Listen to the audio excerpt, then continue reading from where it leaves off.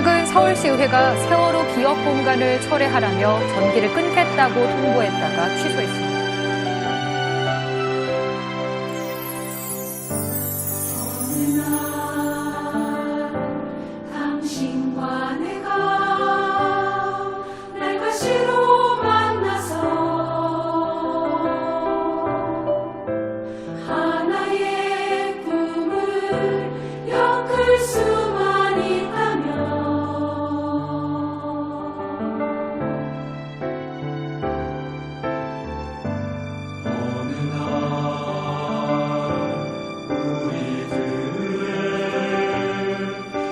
서로 만나서 아름다운 한국의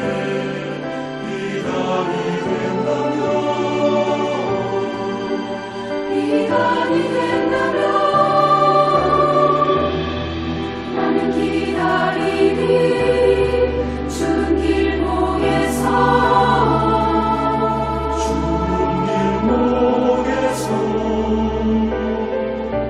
이어서 두 번째 강연자 박종대님 모셔서 같이 듣도록 하겠습니다. 책자를 열심히 찾아보면서 얘기를 들으시면 훨씬 귀에 잘 들어올 거라 생각합니다.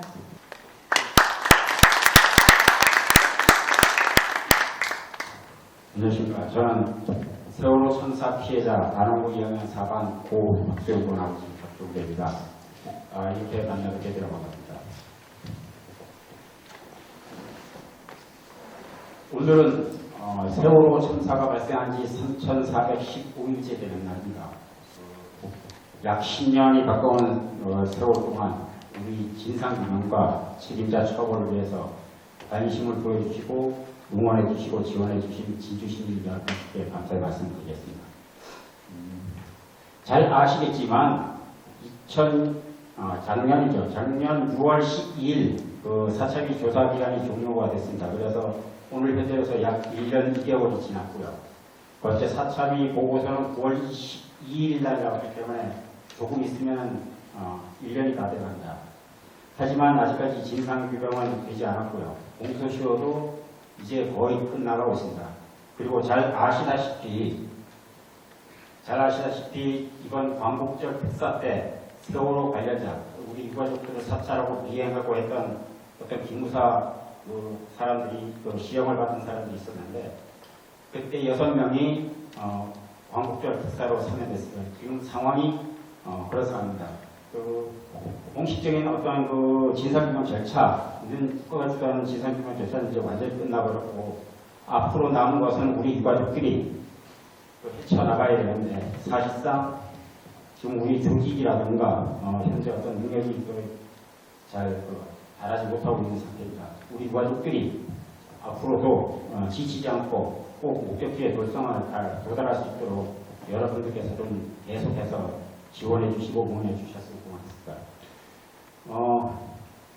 우리 유가족들이 세월호 참사 직후부터 가지고 있던 진상규명 과제는 여러 가지 있지만 그래도 그 중에서 몇 가지 요약을 하면 일단 침몰 원인이 있고 그 다음에 진상규명 구조 관계 또 그 다음에 이제 좀 많이 가지고 있는 게 여러분들도 잘 알고 계시겠지만 박근혜의 7시간 그 다음에 이제 국정원 사찰 이런 것이 있습니다. 저 또한 그것과 유사한 진상규명에 대한 어떤 의혹을 가지고 있는데 저는 침몰 원인을 왜 침몰했나 왜 침몰시켰냐 어떻게 침몰시켰냐 이렇게 나눠서 좀 생각하고 있고요. 구조 관계 그 다음에 왜 유가족을 사찰하고 미행하고 그리고 진실을 은폐시켰나 그 다음에는 왜 언론 허위 보도했냐 그런 정도의 어떤 걸 가졌습니다. 그 중에서 저는 오늘 여기 보시는 것처럼 세월호 참사 해결 구조 활동 무엇이 문제였나 그렇게 해결은 아무것도 하지 않았다 이 부분을 말씀드리도록 하겠습니다.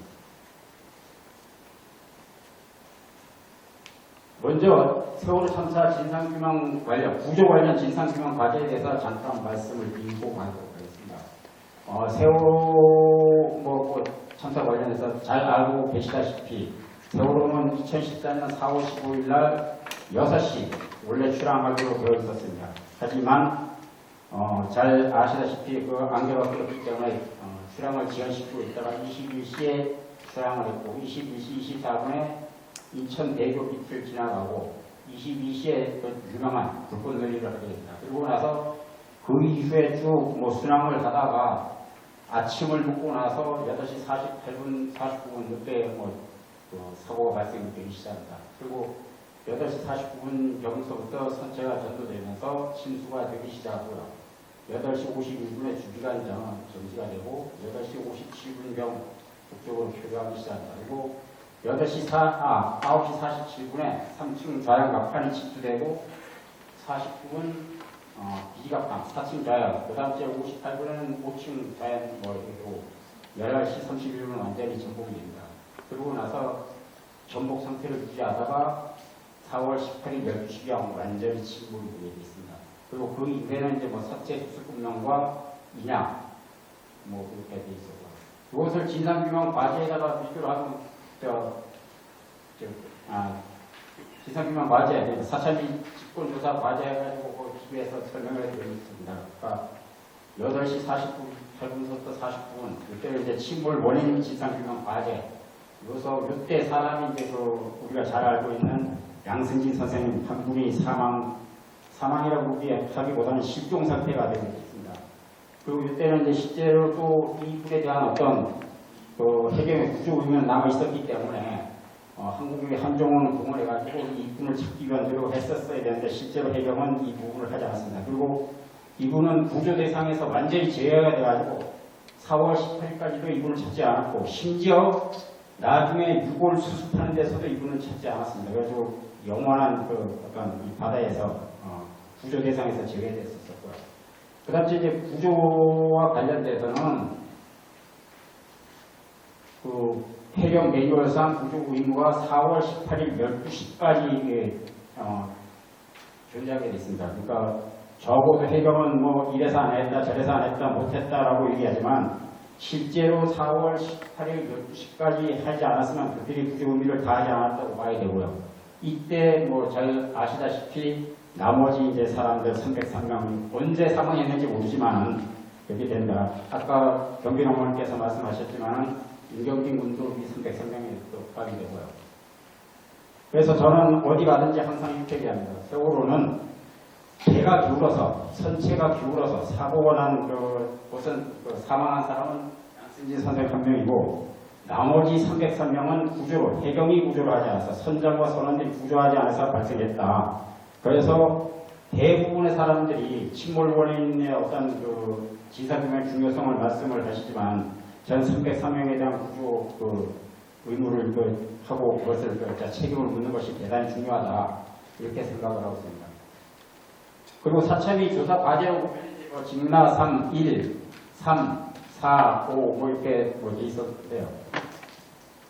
그다음 이제 이 4월 18일 침몰이 되고 나서는 이제 그다음 이제 사체 수습, 그다음 세월호 인양 과정에서 문제점, 그다음 다음 문제점을 해가지고 구조 관련돼서는 이렇게 나눠서 볼 수 있고, 그리고 실제로 구조 그러니까 사찰위가 이렇게 나눠서 조사 계획을 수립할 때는 이런 식으로 나눠서 어떤 조사 계획을 수립했는데 실제로 조사를 한 거는 8시 49분 48초부터 구조와 관련돼서 9시 50분까지 조사를 하지 않았습니다. 그래가지고 실제로 나머지 부분 이 9시 50분서부터 이 부분에 대한 부분 조사를 하지 않았고요. 그러니까 이 전복 상태에서 어떤 수중 수색이나 어떤 사체 수습 과정에서의 문제점 이런 것을 하지 않았고, 더군다나 잘 아시다시피 세월호는 출항해서는 안 되는 배였었기 때문에 출항에 대한 어떤 또 분명히 밝혔어야 되는데 이 부분도 사찰위가 어떤 조사를 하지 않았었다. 이렇게 놓고 본다면 많은 사람들이 다 밝혀졌다, 안 밝혀졌다 이런 얘기를 하고 있는데 실제로는 근본적으로 다 밝혀졌다고 얘기할 수 있는 상황은 아니다 이렇게 말씀드리고 다음 정하겠습니다. 다음은 초대형 최악의 참사는 왜 발생했냐라는 부분에 대해서 말씀드렸어요. 이 주제에 대해서는 세월호 참사 직후서부터 많은 사람들이 이걸 가지고 논의를 하고 있었고요.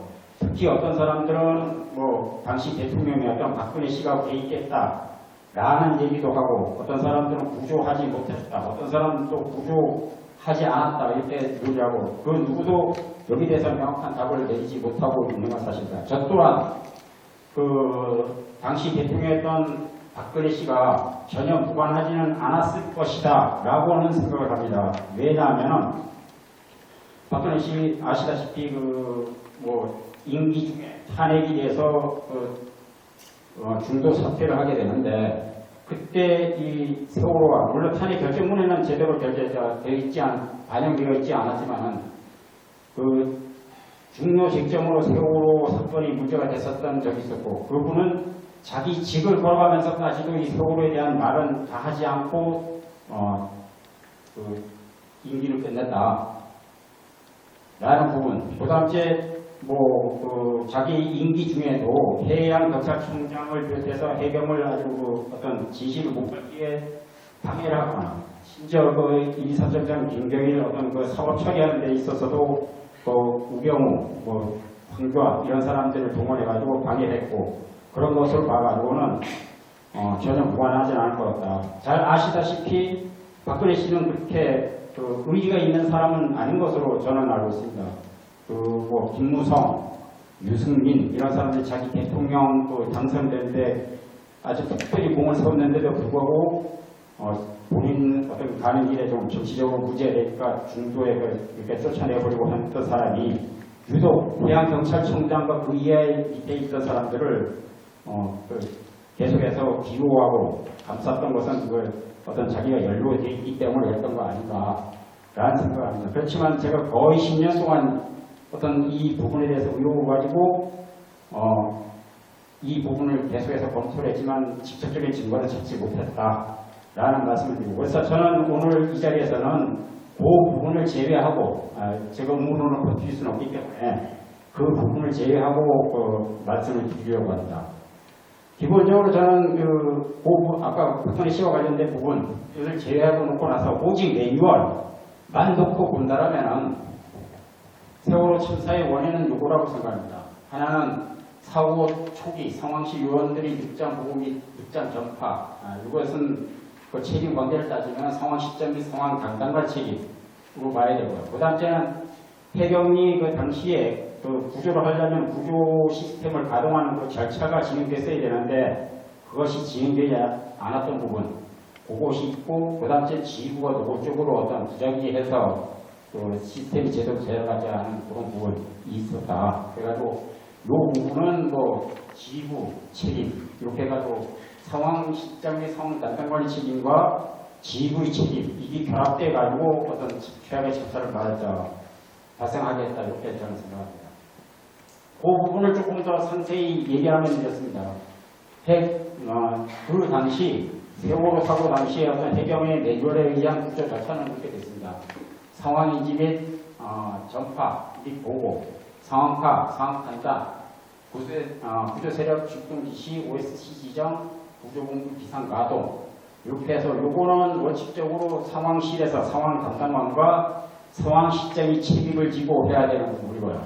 그 다음에 구조계, 구조활동 종료 이 부분은 지휘부, 구조본부장, 조정관 등 지휘부의 책임이다. 그래가지고 세월호 사건은 상황 담당관 및 상황 시점에 책임하고 구조본부장 및 조정관 등 지휘부의 책임 더하기 사고 현장에 출동했던 현장 지휘관의 책임 이 세 개가 결합이 돼가지고 발생을 했다.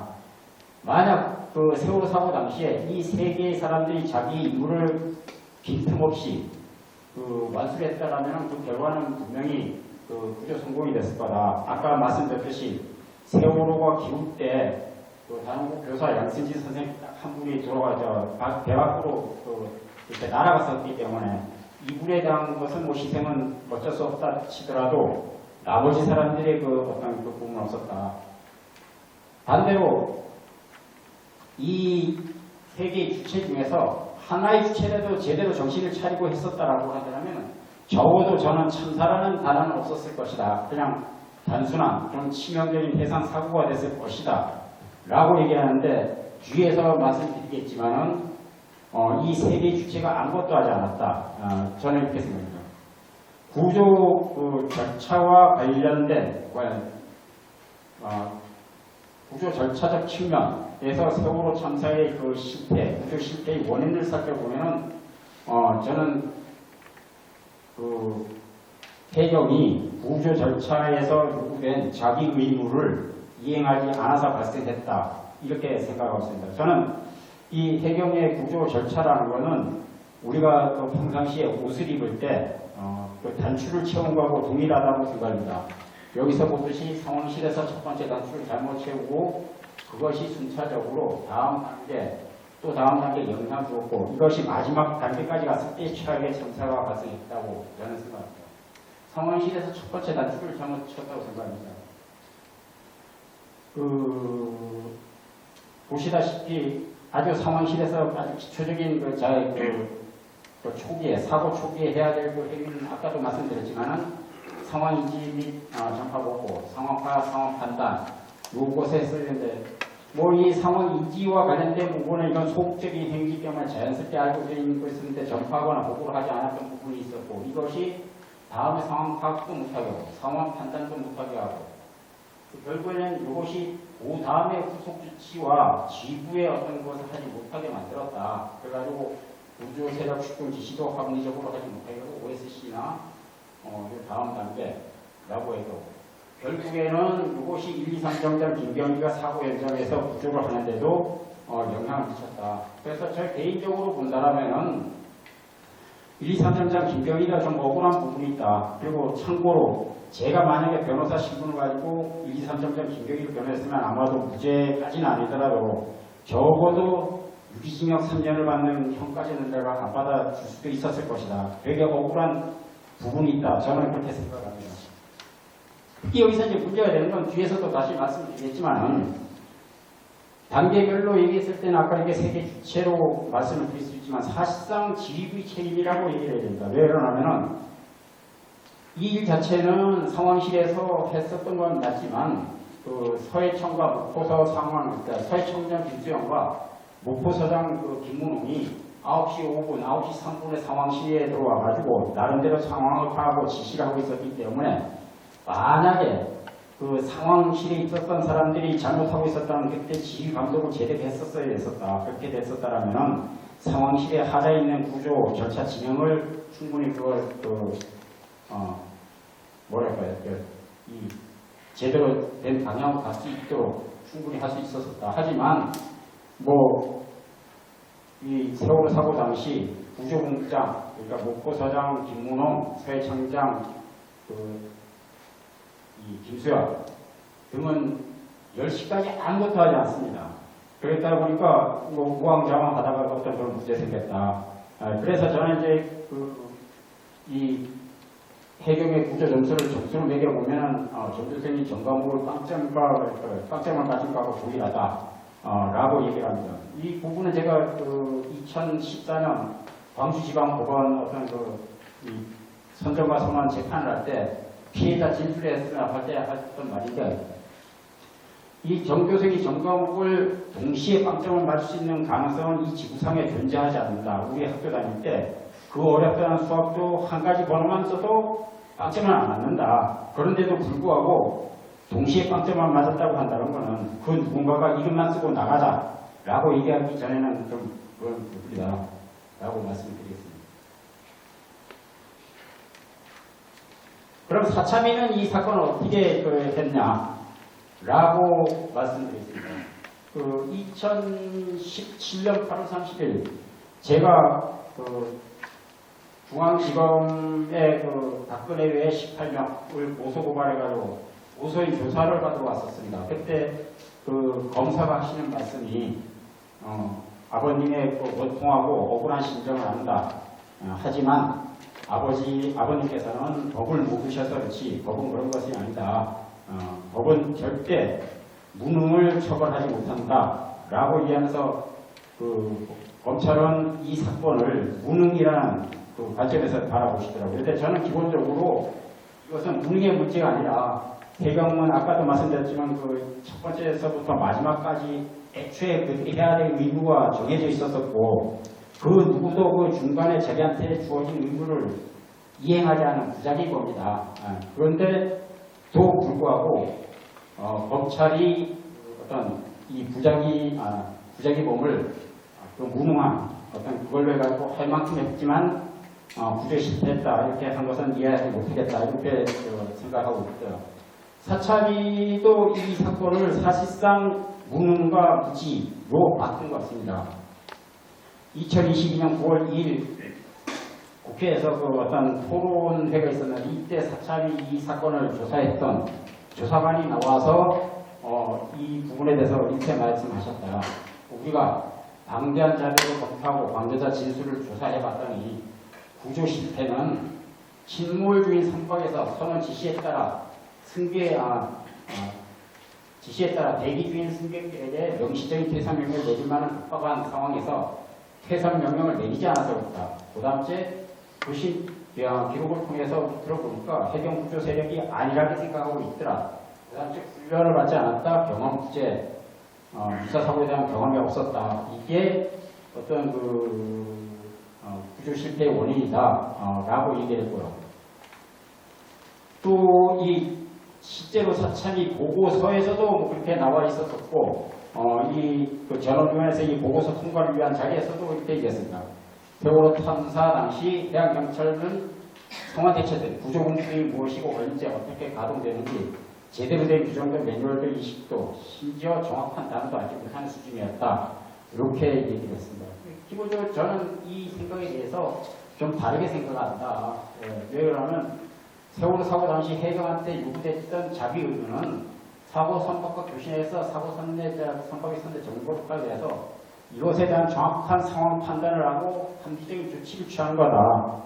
그리고 더 나아가가지고 아주 그냥 간단하게 얘기하면 그 누군가가 선장이 됐든지 아니면 해경이 됐든지 나가 또는 나와라만 하면 끝나는 것이었고 이거는 말을 할 줄 아는 사람이 누구도 할 수 있었던 거다. 심지어 그 사고 현장에 있었던 화물차 기사들도 이 말을 했었었다. 밧줄을 끌어주고 소방호스를 내려가지고 이런 행동을 했는데 해경이 이걸 못했다. 라고 생각했다면 이 진단 자체는 잘못됐다고 볼 수밖에 없다. 참고로 사찰이가 이런 결정을 내린 거는 원인은 이거라고 생각해요. 제가 사찰 조사관들하고 여러 번 얘기했는데 자기네 생각할 때는 세월호를 고의로 침몰시키라고 하는 근거를 찾지 못했다. 그리고 해경 지휘부가 야 승객들 구조하지 마라. 이 증거를 찾지 못했는데 그럼 뭐냐? 그럼 무능밖에 됐겠느냐? 이렇게 이해한 것을 들었다. 아마도 그래가지고 거꾸로 맞힌 것 아닌가 라는 생각을 한다. 이렇게 말씀드립니다. 그러면 세월호 사고 때 실제로 구조할 수 있었느냐 없었느냐에 대한 부분을 좀 짚고 가야 된다 이렇게 말씀드렸어요. 저는 개인적으로 충분히 구조할 수 있었다. 실패하고 싶어도 실패할 수 없었다. 이렇게 얘기합니다. 그 이유로는 일단 기상이 근무하기이다. 사고가 오전에 발생을 했다. 만약에 밤에 발생했다면 이거보다 더 했을 것이고 또 근무 시간, 그러니까 근무자가 교대되는 시간에 했었기 때문에 평상시보다 2배의 근무 인원들이 상황시대에서 근무했던 부분이 있었다. 그리고 날씨가 너무 좋았다. 안개가 조금 끼기 시작했지만 구조에 지장이 있었던 건 아니고 헬기가 좀 전속으로 다니지 못한 정도였었다. 뭐 잘 아시다시피 바람도 불지 않았고 파도도 높지 않았고 수온도 12.6도씨였다. 이 12.6도씨면은 그 바다에 빠졌을 때 최대 6시간까지는 구조가 될 수 있던, 그러니까 생존할 수 있는 시간이었고 아까 경빈 어머니께서도 말씀하셨지만은 17시 24분경에 고 임경빈 군이 구조됐지만 그때도 생사를 오가는 상태였다. 이것을 보면은 이 조건이 좋았다고 말씀드리고, 그다음에 구조 허용 시간은 53분이었다. 그리고 여기 사고 현장에 출동한 그 구조 세력은 함정한척, 항공기 내그 상선, 척, 어선 이렇게 있었지만 실제로 해경이 구조 전략만 잘 짰으면 이것으로도 전원 구조를 할 수 있는 상황이었다. 이 부분은 어디서 구체적으로 말씀드리겠습니다. 그리고 그 해경이 직접 자기네가 세월호 사고 선박에 선내 상황 파악해서 어떤 대체 의식이 됐어야 됐었는데도 불구하고 그걸 하지 않았는데 실제로는 세월호 선내 그 탑승객과 여객부 승무원들이 다 알려줬다 정보를. 그래가지고 그 세월호 선원과 그 탑승객들이 그 해경의 어떤 그 수고를 덜어줬는데도 그거 못했다는 부분 분명히 그 말씀드려야 될 것 같고요. 그 다음에 이제 그 기울기입니다. 뭐 사진에서 보시지만은 가장 뛰어내기 좋은 시간에 해경이 도착해 있었다. 이거는 1, 2, 3장에서 찍은 사진이니까 뛰어내렸으면 되는 사진이 보였고, 또 하나는 그 세월호 승객의 한 70% 되는 게 단원고 학생들이었다. 단원고 학생들은 뭐 나이는 어리지만 신체 활동이 가장 좋기 때문에 누군가가 퇴사 명령만 내렸다면 안전하게 가장 빨리 나갈 수 있는 친구들이었다. 그런 부분 말씀드리고, 더 그런 거는 이 학생이 70%에 가까운 사람들이 4층에 있었다는 겁니다. 왜 그러면 4층은 3층보다 늦게 물에 잠기고 그 배에서 오래 머무를 수 있는 시간이 있었기 때문에 그 사이에 누군가 있다면 충분히 대부분 있었고, 그래서 누군가가 퇴사 명령을 내렸었다라면은 대략 옆으로 한 20에서 30m 이동하고 위에서 아래로 20m, 뭐 사람에 따라서 다르겠지만 그렇게 이동만 하면 충분히 구조할 수 있었다, 탈출할 수 있었다, 이렇게 말씀드리겠습니다. 이거는 뭐 구조 절차인데 앞에서 뭐 계속해서 말씀드렸기 때문에 그냥 넘어가도록 하겠습니다. 구조 절차 중에서 첫 번째 해경이 하는 절차가 상황이식입니다. 상황이식이라는 것은 조난 상황 등 긴급 상태 등 상황이 존재하거나 긴급 사태 발생 가능성을 개인이나 기관이 인식하는 절차를 냅니다. 그 방법에서는 이렇게 되어 있습니다. 그러니까 뭐 진도 BTS 같은 경우에는 관제 화면을 보면서 하든지 세월호에서 일단 비상기치 표시, 무전 표시 설계에서 주는 시그널을 받든지 아니면 관할 해약 경찰서 같은 경우에는 배 안에 있는 조난자가 직접 전화를 하거나 아니면 인근에 있던 선박이라든가 아니면 제3자가 입회하는 방법 아니면 뭐 이런 데서 교신하는 거 무전 신호를 받고 해서 아는 방법 이렇게 되어 있습니다. 그리고 실제로 세월호 사고 당일에는 이런 방법에 의해서 확인했는데 약 8분 동안 진도 BTS가 자기의 임무를 완수하지 않았기 때문에 그랬었고요. 이 커브가 된 거는 10시 30분경 그 부분은 실제로 뭐 말씀이 됐었고, 잘 아시다시피 관할 해양경찰서에서는 자기네가 직접 확인하지 못하고 전남 119로 들어왔던 것을 8시 54분경에 넘겨받아가지고 57분까지 전화해서 알았고, 아주 가장 중요한 강혜성과 관련된 부분은 9시 3분 32초에 해서 이 세월호 사고 발생된 사실과 정확한 선내 상황을 파악을 했다, 이렇게 말씀드렸습니다. 그런 상황을 인지하고 난 다음에 그러면 해경은 어떻게 해야 되느냐 하는 부분입니다. 가장 먼저 해야 될 게 사고 대상 안전 조치를 해야 된다. 그래가지고 선장과 선원이 탑승객을 위해서 어떻게 안전 조치를 했느냐, 이 부분을 확인을 했어야 됩니다. 그리고 선장과 선원이 사고 상황 악화 방지를 위해 가지고 어떤 조치를 했어야 되느냐라고 얘기하고, 그 다음에 자 지금부터 우리 전화나 어떤 교신이 끊어지면은 구조하는데 문제가 있으니까 우리 계속 전화 끊지 마라, 아니면 무전 끊지 마라, 이런 당부를 했어야 됐었다.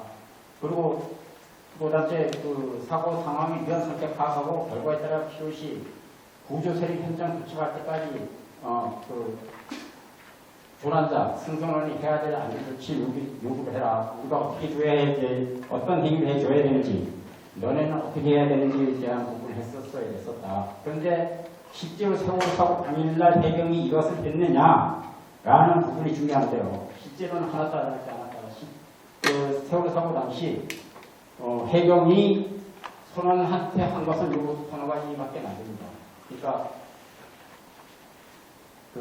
어떤 9시 3분 31초경에 세월호 여객호 승무원 강혜성하고 목포야 경찰서 무명일하고 전화통화를 했는데 그때 무명일과 얘기한 게 최대한 안전할 수 있게 언제든지 하산할 수 있게 바깥으로 좀 이동할 수 있게 그런 위치에 지금 좀 잡고 계세요 라고 얘기하고, 강혜성이가 우리가 지금 가만히 있으라고 선제 방송을 하고 있습니다 라고 얘기하니까 예 그렇게 해주세요 라고 얘기하고, 그 다음에 한 게 공명동이 있고 구명동이 있고 최대한 차분하게 선장 지시 따르라, 누구밖에 알지 않았다. 그래가지고 승객을 안전을 위해서 한 거, 사고 방지를 위해 가지고 어떤 조치를 했는지, 뭐 그다음에 요구사항이 뭔지에 대한 부분은 전혀 하지 않았었다. 다시 말씀드리고, 이거는 그 세월호 사고 당시 승객들이 원래는 해양경찰서에서 사고 선박 선장과 선원들하고 얘기를 해가지고 그 파악해야 될 정보인데, 친절하게도 승객들이 빨리 좀 와서 구조를 해주십시오 라고 하면서 이런 내용을 해줬다. 배가 비워져 있다, 사람이 빠졌다, 승객 발에 빠졌다, 45도를 잃었다, 엔진은 멈췄었다, 선내에서 움직이지 않고 움직일 수 없고 선내에 움직이지 말라고 방송하고 있다, 기울어서 무대 준비했다, 지금 목숨이 왔다 갔다 한다, 이런 식의 얘기했었다. 그래가지고 뒤에서 상황 파악 단계에서 다시 말씀을 드리겠지만, 이미 승객들이 이 구조에 필요한 중요 정보들은 적어도 9시 6분 이전에 많이 알려줬었다. 그래가지고 이것만 가지고도 구조 작업을 진행할 수 있는 기본 계획은 수립할 수 있는 상태였다. 이렇게 말씀을 드리겠습니다. 두 번째, 이제 진도 BTS가 유지한 것은 여러분들 잘 알고 계실 겁니다. 8시 30분에 근무 교대를 하고 나서 9시까지 합동 근무를 하게 돼 있었는데, 그들은 그 두 팀이 한꺼번에 근무를 해야 되는데도 불구하고 한 팀도 근무를 하지 않았다. 그래가지고 실제로 세월호 사고가 발생한 사실을 발견하지 못했다. 문제는 그 적어도 8시 52분경에는 어떤 이 부분을 알았어야 한다는 겁니다. 왜냐하면 여기서는 사고가 이미 발생한 상태에서 갔지만은 이때 8시 52분경에는 배가 이렇게 낚시바늘처럼 쉬면서 해가지고 났고, 심지어는 여기서 이 레이더 이런 것까지 나타났었기 때문에 레이더 관제를 보고 있었으면 당연히 볼 수밖에 없었는, 우리 같은 사람이야 어떻게 보겠지만 이 사람들은 보면 알 수밖에 없었는데 불구하고 이런 문제였다, 이렇게 말씀드리겠습니다. 다음은 상황 파악에 대해서 말씀드리겠습니다. 상황 파악이라 하면은 합리적인 상황을 판단하기 위해서 사고에 대한 유가치한 정보를 적극적으로 수집 또는 파악하는 행위를 말합니다. 그래가지고 여기서 파악해야 되는 건 이런 것을 파악해야 됩니다.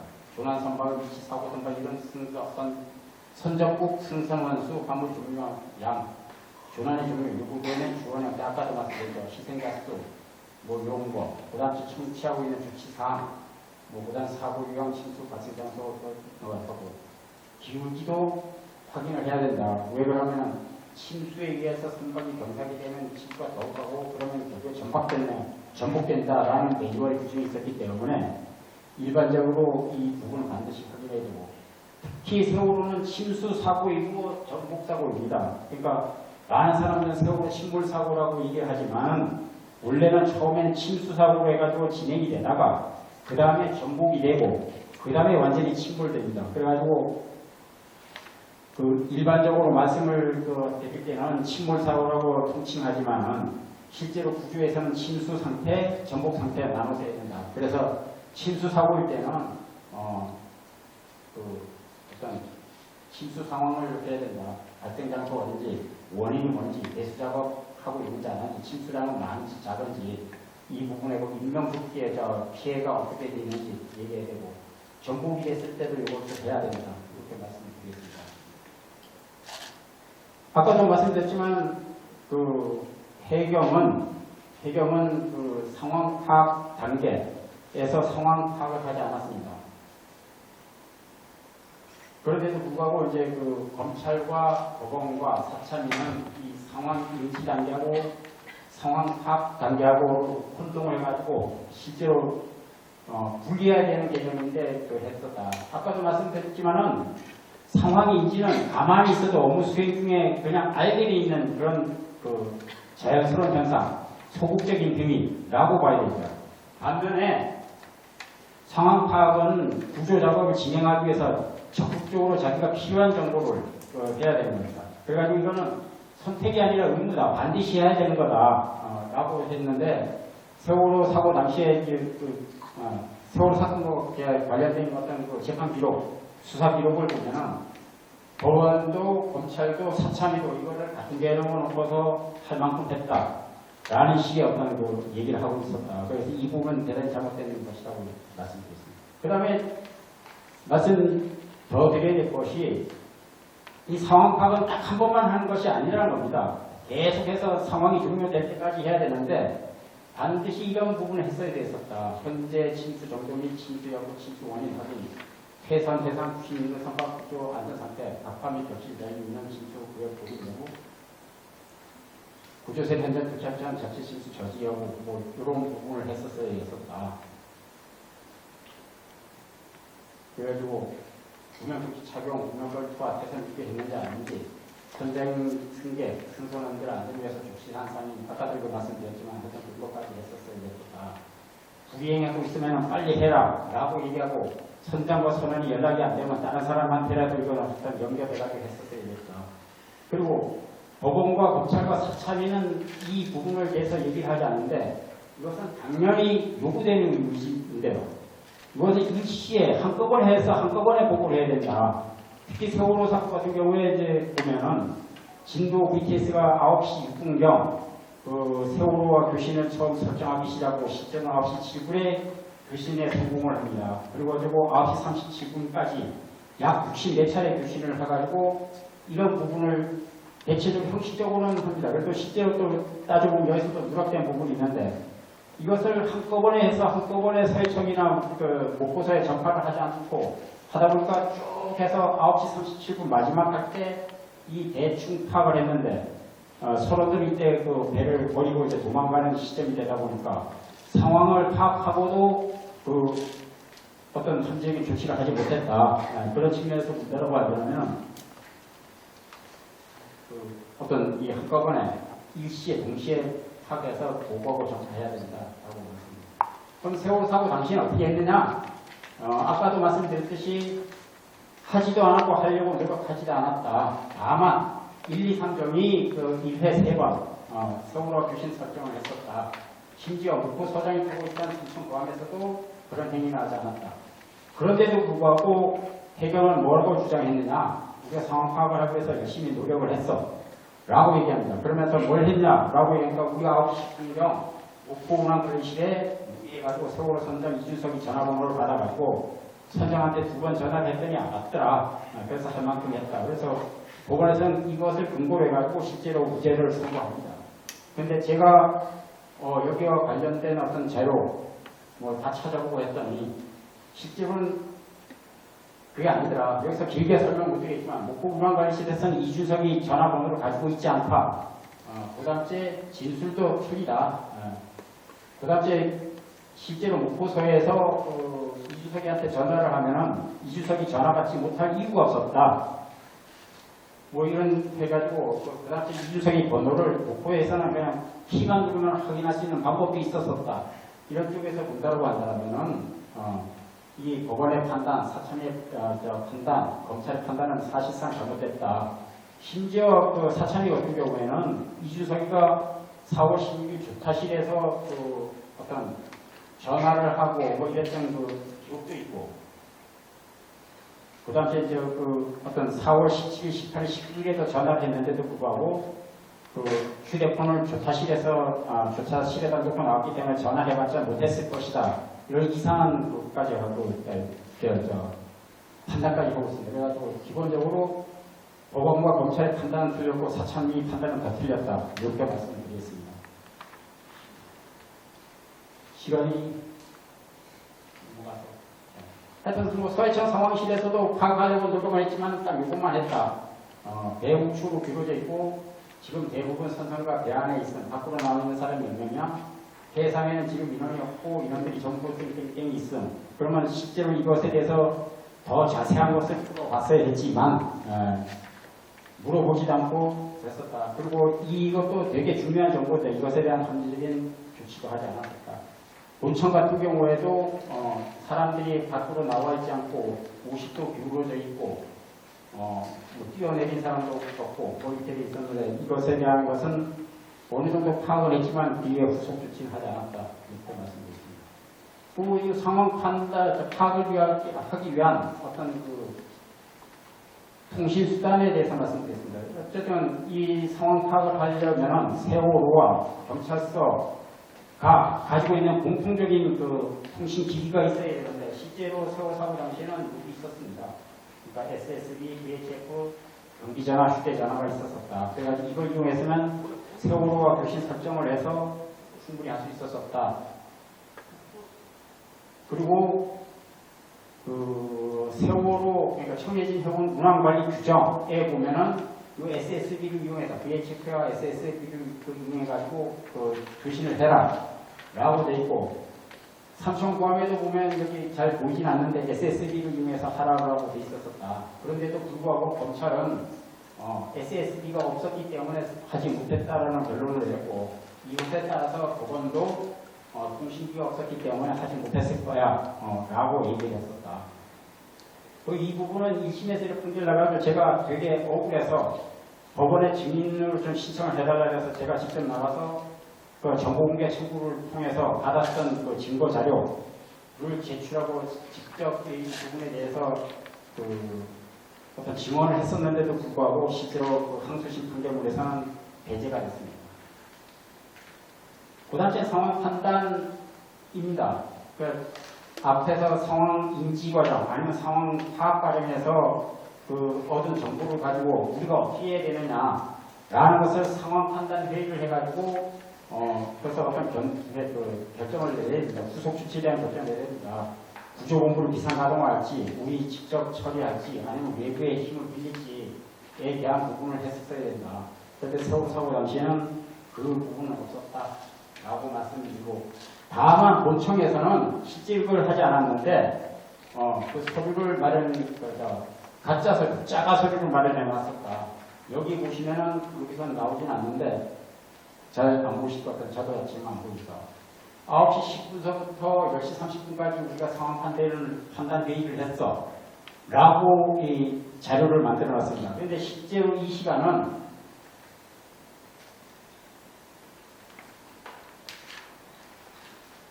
이 시간은 본청 그 해양경찰청장과 경비안전국장이 상황실에 들어오지도 않은 시간이다. 그리고 대부분의 사람들이 알고 있지도 않은 상태였다. 이렇게 말씀드리겠습니다. 그 다음에 상황 전파 및 보고입니다. 그때까지 파악되고 결정된 사실을 그 수평으로, 그 다음에 수직으로 보고하고 또 현장의 구조 세력들한테 전파를 하는 절차를 얘기합니다. 순위는 이게 돼 있는데 시간 자체가 없으니까 그냥 보더라고요.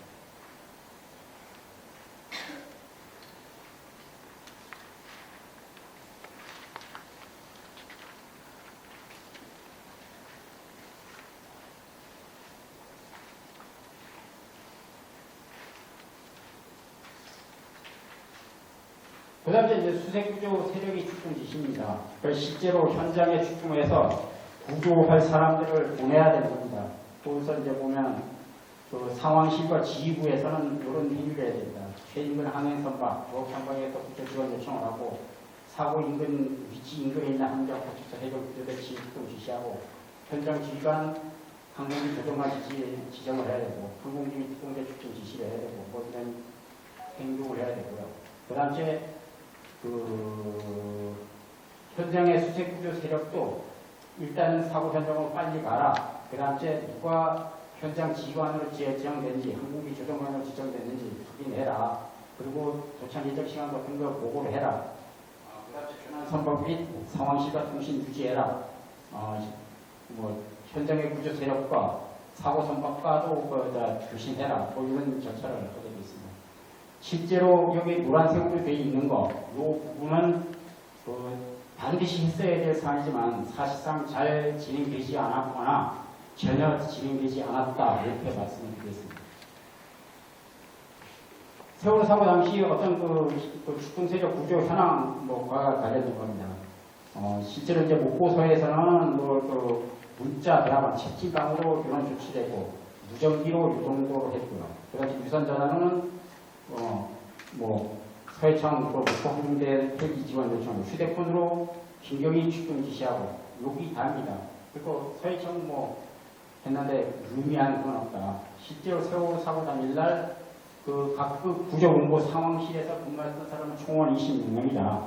26명에서 했던 행위치고는 너무 좀 저렴하다. 이렇게 말씀을 드리고요.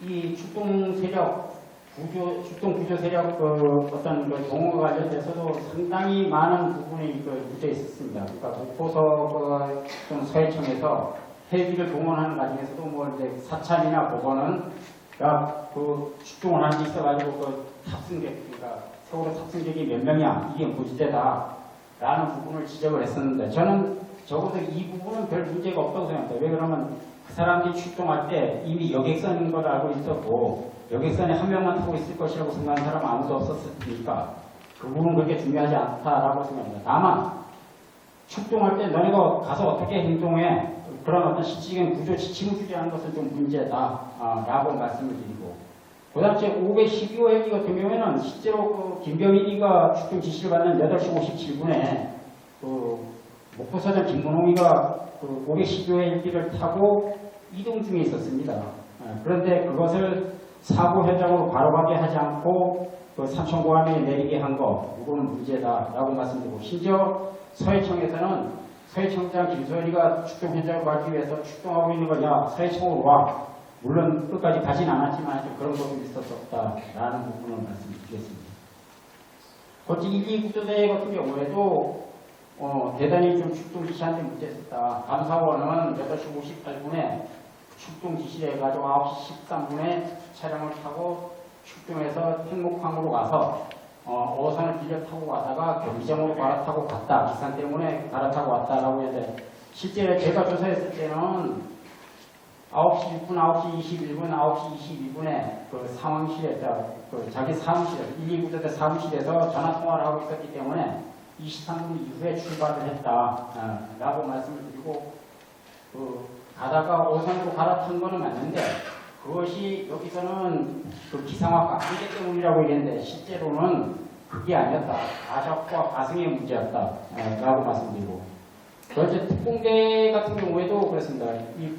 제대로 출동 지시를 했었으면 바로 헬기를 불러서 특공대 태워가지고 보냈어야 되는데 실제로는 가라고만 얘기하고 헬기라든가 가는 함정을 동원하지 않다 보니까 여기 잘 보지 않지만은 특공대가 목포해양 경찰서 전용 해경 구조로 갔다가 다시 가니까 배가 없어가지고 서해청으로 들어와서 거기서 전남 112 링스 헬기는 어떤 해군에서 맡은 임무가 원칙적인 임무는 잠수함 수색입니다. 대잠 임무 수색입니다. 구조본부 비상가동 관련돼서 이 부분도 제가 중요하게 생각하는데 일단은 가동되지 않았다. 그 이유는 아까도 말씀드렸듯이 구조 시스템이 진행되지 않았다고 말씀드립니다. 다음은 이제 가장 중요한 수색 구조와 관련된 부분을 말씀드리겠습니다. 간략히 얘기하면은 수색이라 하면은 원래 해경 매뉴얼에서 수색이라 하면 살아있는 사람을 찾는 행위를 수색이라 합니다.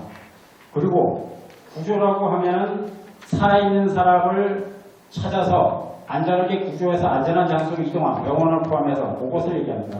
그런데 여기서 꼭 시간 없지만 말씀을 드려야 되는 부분이 사참이 그렇게 생각을 하지 않았던 겁니다. 이상하게 여기서 보시면 이 사참이 보고서에 나와 있는 건데요.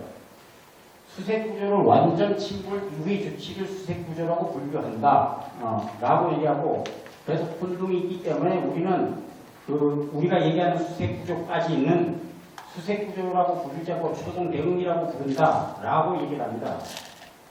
그래가지고 이 부분은 대단히 잘못됐다. 실제로는 우리가 직나이 조사 보고서에 나온 건 초동 대응이라고 쓰면 안 되고 초동 조치 아니면 수색구조까지를 얘기해야 되는 게 맞고요. 그럼에도 불구하고 사참위는 사체 수습을 수색구조라고 얘기하고 그 이전의 조치는 초동 대응이라고 얘기했다. 그래가지고 이 부분을 따지려면 너무 시간이 길기 때문에 그 정도 말씀을 드리고 수색구조를 하기 위해서는 일단은 수색구조 계획을 수립을 해야 된다. 그래서 상황실에서 죄송합니다. 상황실에서 수색구조 계획을 수립해가지고 사고 현장에 있는 어떤 구조 세력에다가 그것을 보내줍니다. 그럼 그곳에서 구조 계획을 입수해가지고 현장 상황하고 비교를 해서 문제점이 있으면 다시 필요 계획을 해주면은 상황실에서 그 부분을 더 수정하고 모니터해서 하고 난 다음에 본격적인 어떤 구조 작업을 하게 됩니다.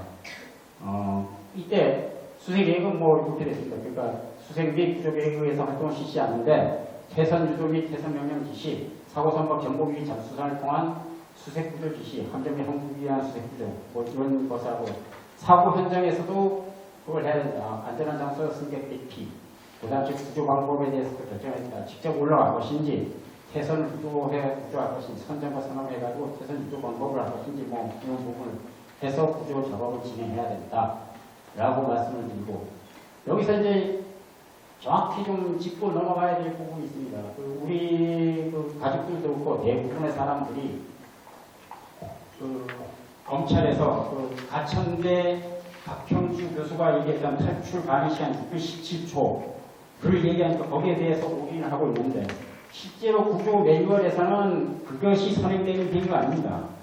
원칙적으로 사고 현장의 어떤 상황을 접수하고 어떻게 구조할 것인가를 하고 나면 가장 먼저 할 것은 승객들을 가장 안전한 장소로 이동시키고 대피시켜야 된다. 그러면 세월에서 가장 안전하고 가장 안전한 장소는 어디냐? 그것은 저는 그 매뉴얼은 없지만 저는 그렇게 생각합니다. 가장 늦게 물이 들어오는 곳이다. 그리고 그다음째 가장 탈출하기 용이한 곳이다. 이것을 해야 되는 거고 두 번째로 해야 되는 것이 이제 우리가 얘기했던 탈출과 관련된 폐선과 관련된 부분이다. 그래가지고 이것은 적어도 9시 24분, 25분 세월호하고 진도 VTS하고 교신할 때 선장이 알아서 판단하십시오. 라고 했을 때 그 정도의 선에서는 그걸 했었어야 했었다. 이렇게 말씀드렸습니다. 세월호에서 가장 안전한 장소는 5층입니다.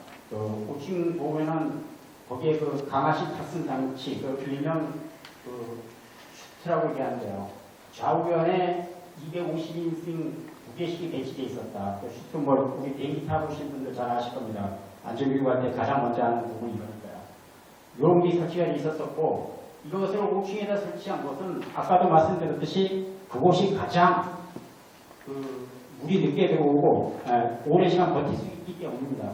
그리고 실제로 여기서 보시면은 이 부분에 슈트가 우편에 설치되어 있었었고, 여기서도 보면 이 부분에 좌연에 2개 설치됐어요. 그러니까 아까도 말씀드렸듯이 좌우연에 251승 2개. 그러니까 거꾸로 얘기하면 이 251승이니까 이 좌우연에 사람들이 서가지고 기다릴 수 있는 공간도 있었다. 이렇게 말씀드렸겠습니다. 그래가지고 실제로 사참위도 그렇고 검찰도 그렇고 어떤 해경과 선원들의 책임을 물을 때는 이것을 아는 책임부터 묻는 것이 원칙이라고 저는 생각합니다. 그리고 구조 방법도 실제로는 이렇게 봐야 됩니다. 사고 현장 그날 당일 9시 47분경 영상인데요. 실제로는 저는 이것이 맞는 구조 방법이라고 생각합니다. 그래가지고 맞는 구조 방법이라고 생각하는데 다만 이게 위치가 여기 있으면 안 된다. 여기 있어야 된다. 그러니까 슈트 있는데 갖다 놓고 나서 1, 2, 3병을 떼고 그래서 승객들을 이렇게 이동을 시키면은 될 수 있다. 그런데 세월호 사고 당시 이걸 몰랐었느냐? 라고 하면 저는 그건 아니라고 생각합니다. 왜 그러면 10시 35분경 뉴스 특보에 보면은 이렇게 돼 있습니다. 해군 관계자는 여객선이 현재 무역을 일정 정도 유지하고 있는 것으로 보여서 고속함 등을 여객선에 접근시켜서 교난자를 옮겨 들어오는 방식을 준비했다고 합니다. 그래가지고 실제로 10시 35분경에 해군도 이런 생각하고 있었던 건 틀림없는 것 같다. 아니면 누가 시나리오를 써놨거나 라고 생각한다면 당연히 기대할 수 있는 조치였는데 하지 않았다 이렇게 말씀드렸습니다. 그렇지 헬기 같은 경우에도 좀 그렇다. 헬기 같은 경우에도 원칙적으로는 제가 생각할 때는 어떤 이 세월호 사고 당시에는 승객들을 탈출한 사람만 구조해가지고 서거차적으로 이동을 시켰는데 실제로 그렇게 해서는 안 되고 사고 선고부터 탑승하는 탑승객들을 구조해가지고 바다에 뛰어내기 위해서 거기서 구조해서 근처에 있던 함적 불러 보냈어야 됐을까 이렇게 말씀드리겠습니다. 대선 명령과 관련돼서는 제가 좀 자세히 설명드리고 싶은데 시간이 안 되니까 그냥 넘어가고 어쨌든 간에 이 대선 명령과 관련돼서는 자료를 가지고 계신 거 그걸 참고하시면 되는데 거기서도 판단을 좀 잘못한 부분이 있다 이렇게 말씀드렸습니다. 뭐냐면 해경의 매뉴얼에서는 개선 명령을 해경이 내려야 된다고 규정이 돼 있습니다. 매뉴얼에 그렇게 돼 있습니다. 뭐냐면은 법원의 판단처럼 어떤 그런 부분이 있었지만 사고 현장의 구조 현장의 지휘권은 해경이 가지고 있고 해경이 가장 구조 전문가이기 때문에 퇴선을 해야 되느냐 말아야 되는 부분은 당연히 해경을 해야 된다. 그래가지고 해경 매뉴얼에 보면은 배수 작업을 해가지고 배수 작업이 되면 거기서 그렇게 하면 되지만 그 배수 작업이 안 되고 계속해서 침수가 된다고 한다면 네가 직접 퇴선을 결정해가고 시켜라 그리고 보고해라 그렇게 돼 있고 실제로 훈련을 받을 때도 해경 이게 이 사진은 함정훈련 교범에서 나와 있는데요. 함정훈련 교범에 보면은 그들이 조난 선박에서 구조를 할 때 선내 선장 기관장 환자 최선을 이용한 먼저 모든 개인선으로 이동시켜라 라고 얘기하면서 있었다. 그래가지고 법원과 사찰위와 검찰과 이 부분에서 어떤 퇴선 명령에 대한 판단도 잘못됐다 이렇게 말씀드리겠습니다. 결론 말씀드리겠습니다. 그리 우리 사람들이 이제 저도 그렇고 다른 사람들을 보고 이제 같이 이 얘기하다 보면 구조하지 않았다, 구조하지 못했다 해가지고 논의합니다. 근데 그 사람들하고 얘기해 보면 이 구조하지 않았다와 구조하지 못했다의 어떤 그 판단 기준은 없다. 제가 본 사람들 중에서는. 그래서 제가 그 기준을 한번 만들어 봤는데요. 저는 구조하지 않았다. 라는 것은 구조를 시도하지 않았다. 시도를 했다라고 하면 못했다는 부분이 맞다. 그렇지만 구조하지 못했다라는 것은 시도했지만 어떤 그 물리적 아니면 무방향이 사유해서 못했다라는 부분이 말씀드린 거고. 그리고 세월호 사고 당시에는 아까도 말씀드렸듯이 상황 인지 과정과 출동세력 구조, 구조 지시 관련돼서는 약간의 어떤 힘이 있었지만 나머지 여러 절차는 하나도 진행된 적이 없었다. 그렇게 생각한다고 얘기한다면 구조하지 않았다라고 얘기하는 것이 맞겠다라고 말씀드리고 아까 초반에도 좀 말씀을 드렸지만 저는 아까 그 세 가지 사유가 있었는데 그 세 가지 사유 중에서 특히 이제 어떤 구조 세력들이 이 단계별로 자신들한테 요구되어 있는 자기 의무를 이행하지 않은 것, 그 사소한 행위 하나하나가 모여가지고 그래가지고 발생된 게 세월호 참사다라고 생각합니다. 그래서 이 사건의 그 철저한 진상규명과 책임자 처벌은 그 사람 한 사람에 대한 책임을 묻고 그것에 대한 책임을 묻는 것, 그것이 그거다. 그런데도 불구하고 사찰이 그다음에 법원, 그다음에 검찰 해경을 어떤 포괄적 책임을 묻었다. 그러니까 피고인들 해경은 해가지고 한 사람이 어떤 행위를 하면 모든 사람이 같은 행위를 잘 한 것처럼 그렇게 포장을 하고 또 한 사람이 어떤 행위를 할 수 없는 어떤 그런 문제가 생기면은 나머지 사람들도 할 수 없는 어떤 그런 사태가 생겼기 때문에 처벌할 수 없다 이런 식으로 이제 판단했었던 부분이 있었다 이렇게 말씀드렸습니다. 그러니까 제가 말씀드린 부분은 여기까지고요. 원래 또 우리 여기 김현수 선생님도 계시고 병근영 선생님도 계시고 하지만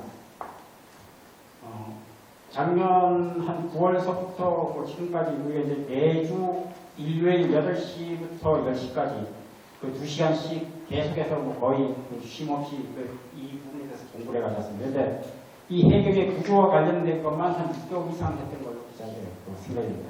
그 중에서 이제 제가 이제 김 선생님으로부터 시간 할애 받은 게 이제 1시간 정도 받았는데 그걸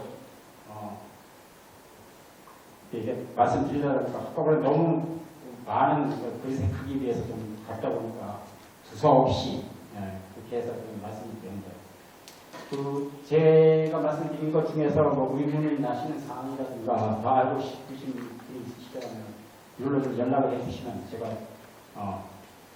오늘 말씀드리지 못한 부분 이 부분을 좀 자세히 제가 아주 논리적으로 말씀드린 것 같습니다. 제가 드릴 말씀은 여기까지입니다. 감사합니다. 9년의 제가 세월을 50분 만에 얘기하라고 하니까 얼마나 힘드시겠습니까? 그렇지만 짧게 해주신 분께 박수 한번 부탁드립니다. 아까 질문을 하고자 하셨던 분도 아직 잊어먹고 이제 먹장구 계시죠? 지금부터 질의응답 시작하겠습니다. 질문하시고 싶으신 분들 말씀해 주십시오. 아까 먼저 하신 분들한테 마이크 드릴게요. 네, 잘 들었습니다. 임경민 어머님께 질문 드리고 싶습니다. 아까 39암에서 피트 환경으로 옮기는 그 부분에서 누가 그 명령을 했는지, 방향을 꺾어서 그 명령을 했는지 그걸 밝혀내셨는지 궁금하고, 그 다음에 두 번째는 아까 어머님께서 우리 아이를 이렇게 홍보용으로 썼다 이렇게 말씀하셨는데, 저는 이번에 겨울 참사 사건을 보면서 그 사람들의 이름을 말하지 못하도록 한 거 기억나시죠? 그게 국민들에게 이 사건을 일깨워지지 못하도록 하기 위한 것이라는 생각이 드는데, 임경빈, 우리 고 임경빈 학생 역시 아무도 이 사고에서 살아나오면 안 되는 거였다는 생각이 듭니다. 만약에 임경빈 군이 살아남았다면 다른 그 300여 명의 학부모들이 충분히 살릴 수 있었는데 살리지 못했다는 그 일깨움을 더 심하게 아마 가졌을 거라는 생각이 듭니다. 이런 생각이 들었고요. 아까 첫 번째 질문, 그 명령권자는 찾으셨는지 궁금합니다. 진술하는 이런 그 해명부터 시작해가지고 요 영상에서도 누구의 지시였냐 그랬더니 위에 상부에서 지시를 내렸다고 이야기를 하잖아요. 그런 내용들이 있기 때문에 그 사청에서도 조사를 했는데요. 끝끝내 지금 밝히지 못하고 있는 상황이에요.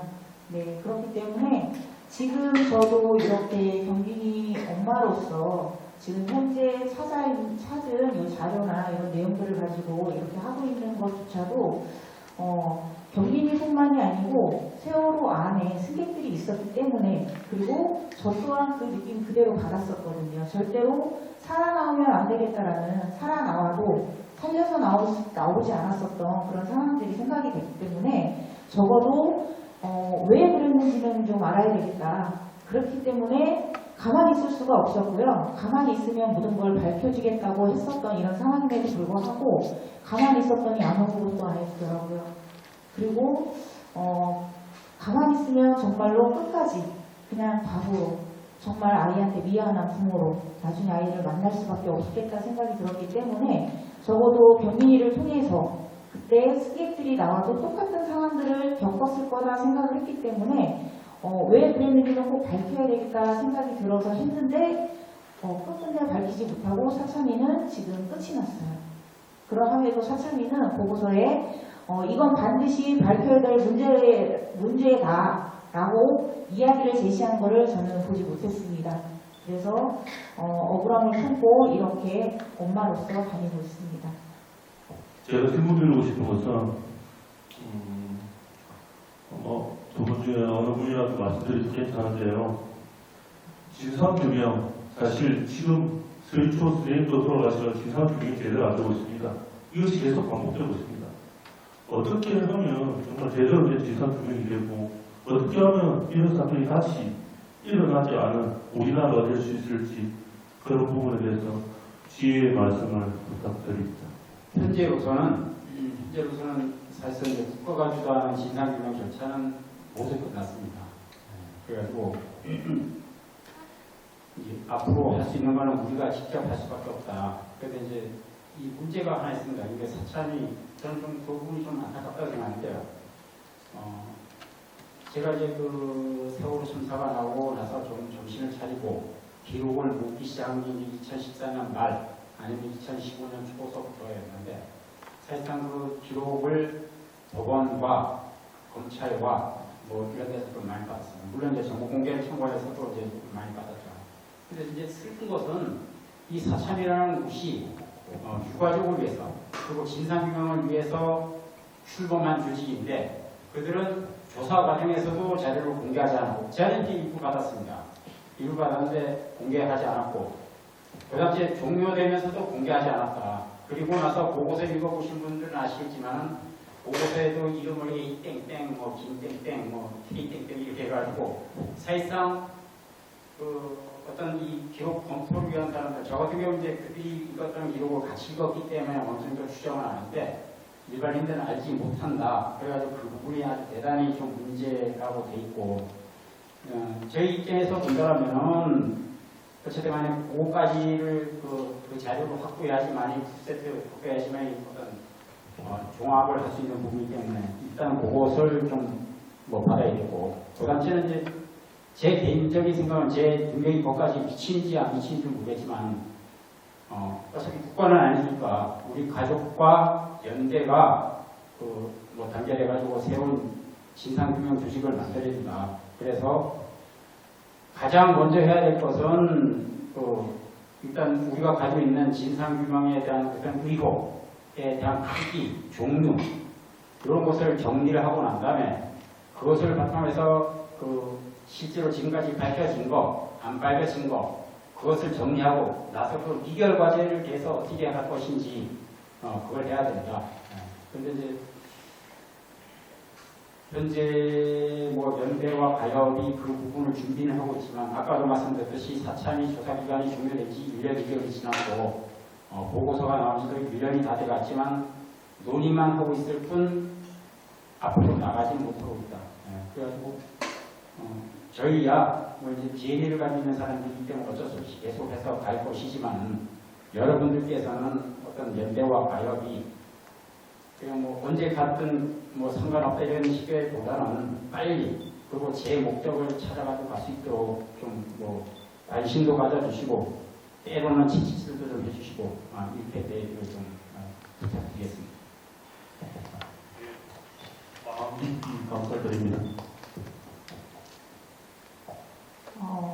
이 부분은 아버님이 생각하는 점이라던가 이게 조금 이해 차이가 있을 것 같아서 아니면 제가 생각하고 있는 부분도 있을 것 같아서 각자 이야기를 하자라고 이제 이야기를 했는데요. 지금 아까 이야기를 했던 것처럼 가만히 있는다고 해서 해주는 건 없더라고요. 그렇기 때문에 저희가 무수히 들었던 이야기들, 세월호 가족들은 싸움뿐이야. 맨날 싸움만 걸려고 들어. 얘기도 걸면 안 돼. 떼쟁이들이야. 뭔가를 계속해달라고 해. 이런 이야기를 수없이 해가면서 정말로 그 사람들하고 친하게 지내면 너희들도 공격을 받아. 가까이 가지 마. 이런 뉘앙스의 이야기들을 수없이 해왔어요. 그런데 또 일부 받아들이시는 분들은 아유 그래 가면 안 돼. 그만 좀 하지. 언제까지 할 거야? 이런 식으로 해서 계속 또 동요가 돼서 하시는 분들이 계시잖아요. 그래서 저는 어찌됐든 더 이상 이러한 사건, 사고, 참사가 일어나지 않는 방법은 끝까지 저희 욕하셔도 저는 그냥 떼쟁이가 될 거라고 생각을 해요. 그리고 끝없이 수없이 싸우더라도 싸워야 된다고 생각을 해요. 반드시 저는 세월호 진상규명이 되는 이 날이 더 이상 생명을 정말 인권 유린처럼 그냥 너무 가벼이 여기지 않는 이런 세상이 될 것 같고요. 사건, 사고 지금도 수없이 일어나고 있어요. 그리고 대한민국처럼 법이 너무 허술하게 넘어가고 있는 나라는 없다고 생각을 해요. 정말 사람을 죽여도 뭐 최고 2년, 집행유예, 그리고 들어갔다 하더라도 지금 세월호로 인해서 들어갔던 사람들도 다 나왔어요. 형을 살고 있는 사람이 없어요. 그리고 우리 이준석 선장이 어디 선장이신 줄은 알지요? 세월호 선장이에요. 세월호 선장만 지금 형을 살고 있는 것 같은데요. 그 사람도 살아나와야 되는 사람 중에 하나였잖아요.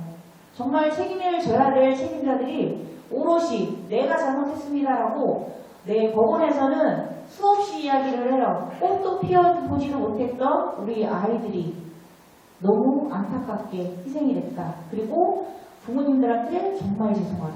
이게 판사 앞에서 할 이야기인가요? 이렇게 이야기를 하면서도 그 어떤 누구도 부모들 앞에 와서 미안했다. 정말 그때의 부실함에 대해서 사죄드린다. 이런 이야기를 그 누구도 들어보고 살아본 적이 없어요.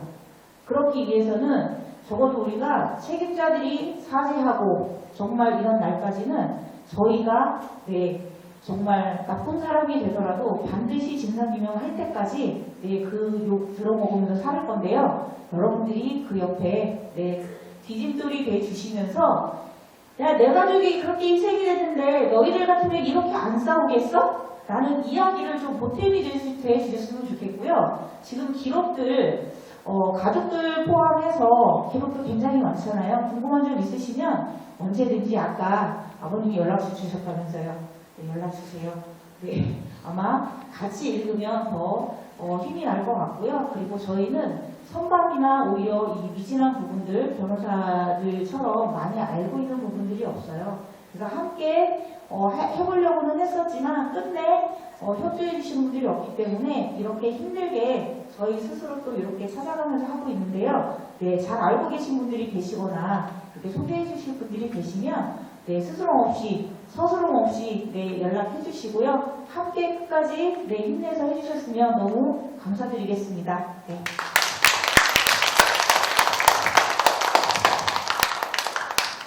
제가 항상 의문을 가지고 있는데 이게 너무 선생님 질문인지도 모르겠는데 존경하는 문재인 정부 때는 이 세월호 사건에 대해서 맹맹백백하게 밝히지 못하고 이 4,000명 넘는 이 돈을 인터넷에 보니까 572억이나 썼다고 하던데 왜 이런 4.2 결과가 이렇게 처참하게 나왔는지 지금 대통령하고 무슨 관련이 있는 건지 정말 업무는 제가 잘못 생각하고 있는지 아무튼 간에 문재인 정부에서는 왜 밝히지 못했는지 4.2 결과라고 왜 이렇게 문재인 정부에서 시작된 것 같은데 왜 이렇게 나왔는지 이 문제도 아버님하고 또 생각하는 게 틀릴 수도 있어서 제가 이야기하고 또 이제 청구할 내용은 아버님 더 해주셨으면 좋을 것 같아요. 저희 세월호 참사 일어나고 광화문에서 단식 농성을 같이 하셨어요. 같이 하면서 그때도 일이 있으면 단식장을 나가시더라고요.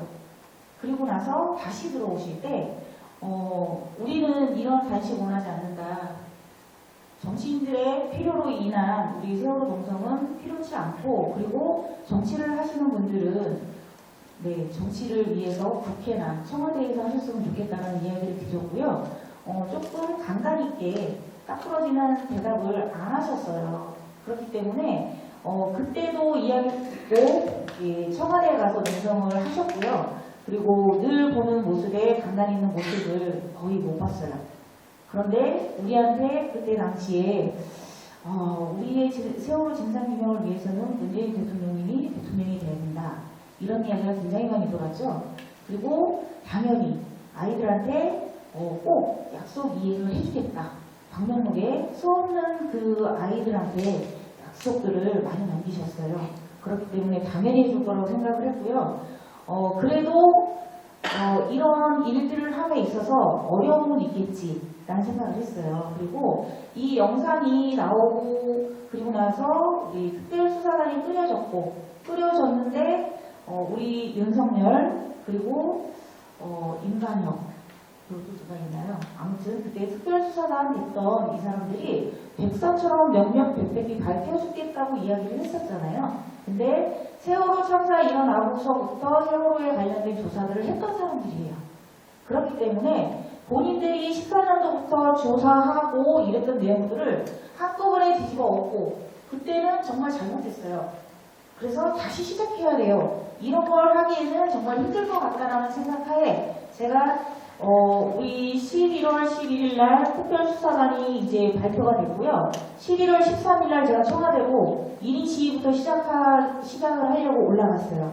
그리고 1년째 답이 없어서 적어도 이 검찰들한테 힘을 실어서 반드시 초창기에 조사했었던 내용들을 뒤집어 엎고 다시 조사를 했으면 좋겠다라는 내용으로 올라갔었거든요. 근데 1년째 답이 없어서 그때부터 노숙을 시작을 했어요. 정말 비바람 다 맞아가면서 거기는 피할 게 아무것도 없거든요. 그래서 그 맨바닥에서부터 시작을 해가지고 눈 올 때도 눈 다 맞아가면서 거기서 노숙을 시작했는데 끝끝내 안 나오시더라고요. 그래서 21년도 2월 달에는 이제 우리 가족들과 함께 올라오셔서 노숙을 함께 했는데요. 결국은 안 되겠구나. 그리고 가족들도 진상규명 위해서 할 일들이 너무 많기 때문에 여기에 계속 있을 수는 없다. 그래서 21년도 2월에 기자회견을 하고 내려왔어요. 그러면서 힘들겠다. 그 생각을 하고 내려왔는데 그때부터 박근혜 사면부터 시작해가지고 다 줄줄이 세월호에 연관되어서 정말 세월호의 그 잘못으로 인해서 들어갔던 분들은 없었어요. 근데도 다 사면을 받고 나오셨어요. 그때도 뭐지? 살기 위해서 이렇게 결정을 내리셨을까? 이걸 우리가 어떻게 받아들여야 하지? 이런 생각도 있었고요. 앞으로 더 힘들어지겠구나. 그 마음을 먹었었어요. 그렇게도 우리가 청와대에 가서 열심히 싸웠지만 답을 안 주셨기 때문에 이 이야기는 드리고 싶었습니다. 개인적인 생각인데요. 저는 그렇게 생각합니다. 그러니까 하나의 원인은 문재인 대통령이 윤석열 현 대통령처럼 검찰권을 이렇게 쥐고 흔들 수 있는 사람이 아니었던 게 이제 그게 가장 큰 원인이라고 이제 생각을 하고 있고요. 두 번째 원인은 여기 표에서도 보시듯이 사실은 박근혜 대통령에서 세월호 참사에 책임을 지고 있었던 사람 그 중에서 이제 조윤선, 김기춘 이런 사람들 이제 대표 선들에서 붙잡혀가서 조사도 받고 이렇게 됐었지만은 실제로 그 밑에 하수인이 됐던 사람들은 상당한 사람이 살아남아서 문재인 대통령의 문재인 정부에서 어떤 핵심적인 역할을 했다. 그러다 보니까 기본적으로 문재인 대통령 입장에서는 세월호 참사 진상 규명을 하든지 아니면 자기 정권을 안전하게 유지하든지 둘 중에 선택의 문제가 있었을 것이다. 라고 저는 추정을 해봅니다. 그래서 하면 만약에 내가 문재인 대통령이 됐었다 하고 너 둘 중에 하나 선택을 해라. 라고 얘기하면 당연히 인간적이면은 정의보다는 나의 어떤 그것을 하지 않았을까. 라고 생각합니다. 실제로 여기 또 보시다시피 이제 여기서 김기춘, 김장수, 김관지, 공보수석 이중현, 조윤선 이런 사람들 있었지만은 그 밑에 있던 현재 김동연 국무조정실장 이 사람은 국조특위할 때 어떤 기관대에 있었던 사람입니다. 어떤 국무조정실장이었었고 어느 정도 관련이 있는지 모르지만 하지만 그 밑에 있는 지금은 사라졌지만은 경제기획부총리됐던 홍남기 같은 경우에는 정책기획수석 비서관을 하면서 특조위 조사 방해, 고위 공무서 자수 및 행사에 실제적으로 실무를 했던 사람이에요. 그렇다면 문재인 대통령 입장에서 본다면 이 사람들 털어내고 나서 정보를 안정적으로 가지 말고 그냥 세월호에서 세월호 유가족과 국민들한테 박수를 받든지 어떤 그런 부분이 분명히 있었을 것이다. 라고 막연하게 추정을 해봅니다. 그리고 해경도 똑같대요.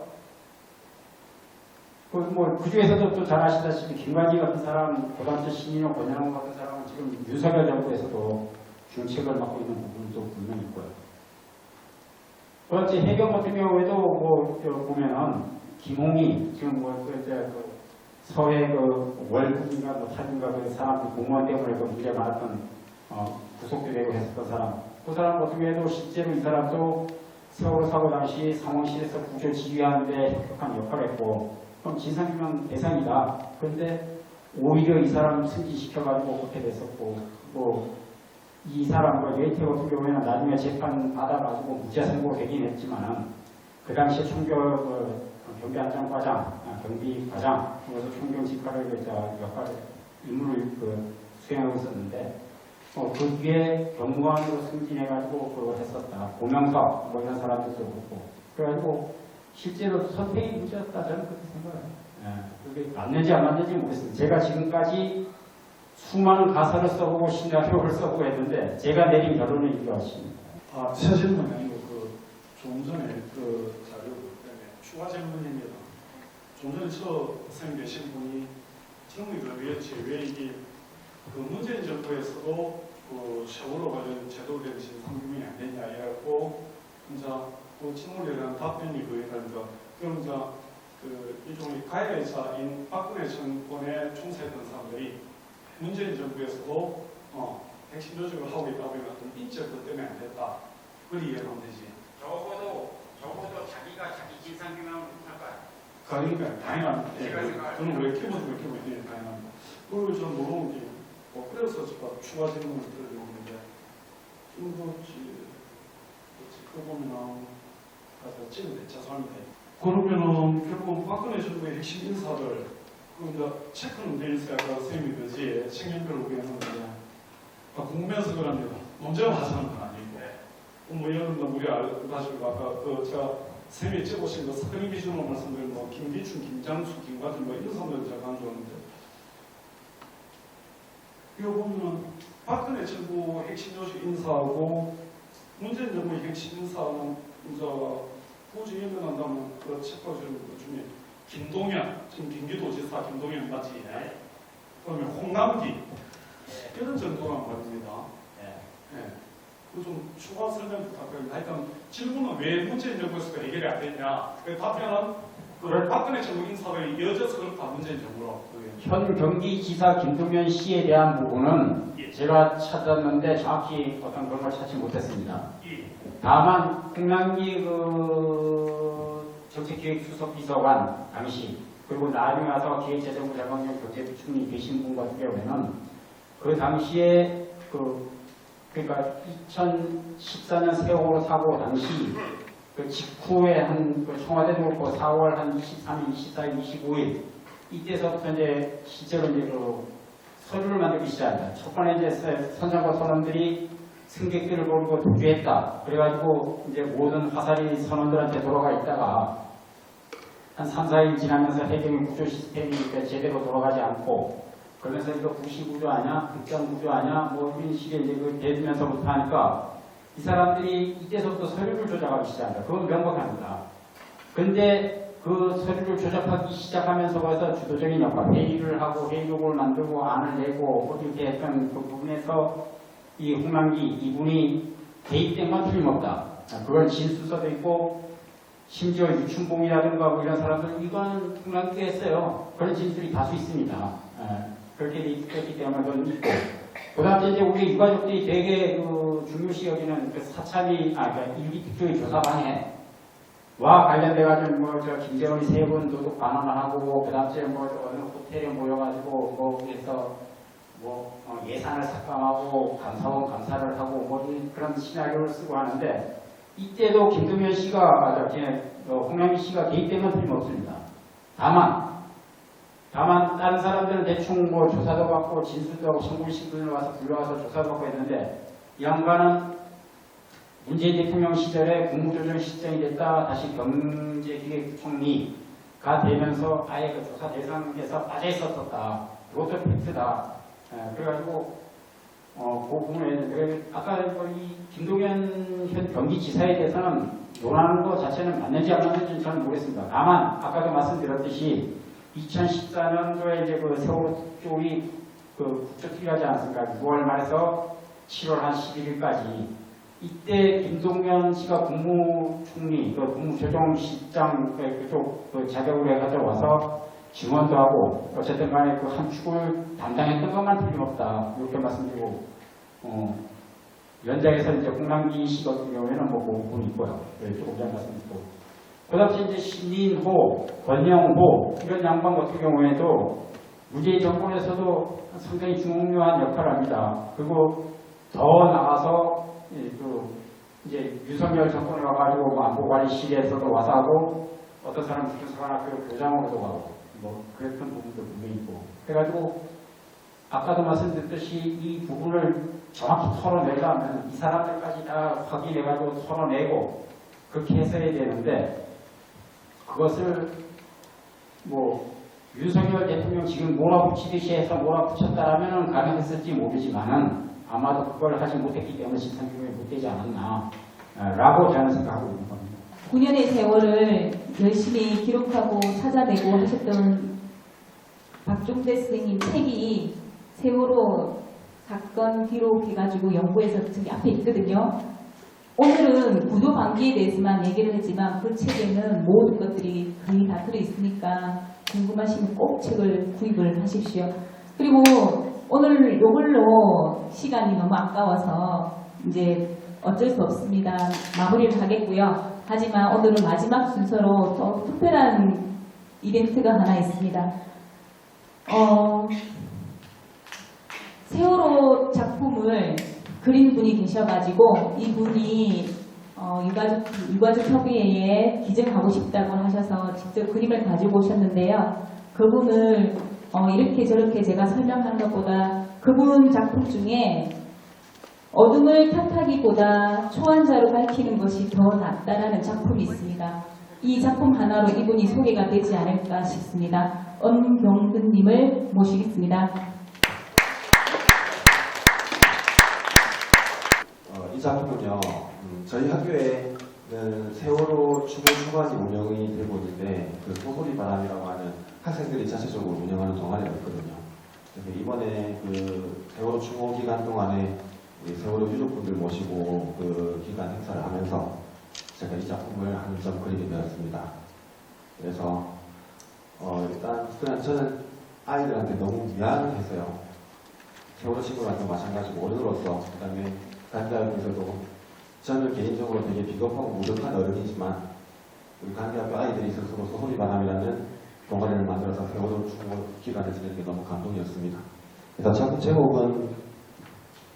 제목이 소소리바람입니다. 네, 4월에 부는 차가운 바람. 네.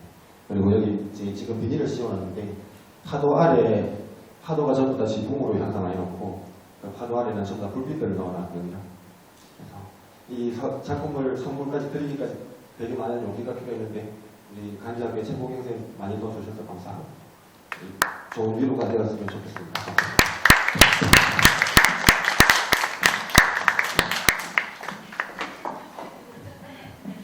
그리고 진부하지만 한 글씨 찍어주십시오.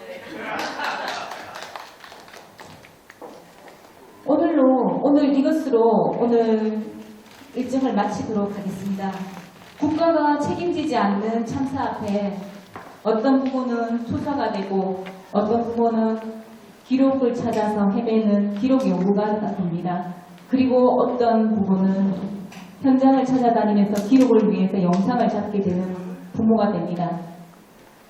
상처받고 아픈 사람은 그 자리 그대로 있는데 가해자들은 특별사면이라는 이름으로 면죄부를 받고 있는 불합리하고 부정한 사회에 우리가 서 있습니다. 이 사회에 우리가 어떻게 무엇을 하면서 살아갈지 고민이 많이 되는 시간이었던 것 같습니다.